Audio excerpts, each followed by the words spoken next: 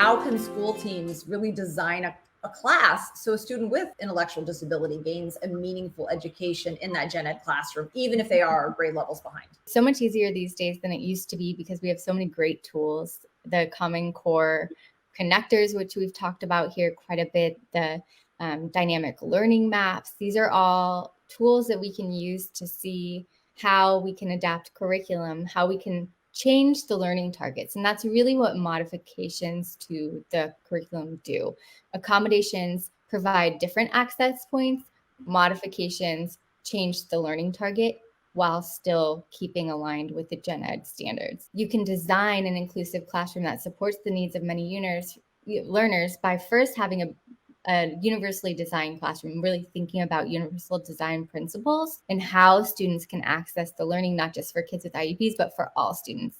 If we can start with a baseline UDL, universal design for learning, baseline in a classroom, then what we need to adapt is very little for students with more significant support needs. Universal design for learning principles allow you to provide content in multiple modalities, provide access to showing what you know for kids in multiple ways. So if a student thrives in auditory processing and really remembers everything, then maybe, taking a test is not the best demonstration of what they know. So you want to ask them, or their verbal skills are really high, then you might want to ask them the questions instead of expecting them to, read the questions and answer on a multiple choice test, right? We might want to give kids multiple ways to learn the different topics by listening, by engaging hands-on, by reading, by watching videos, right?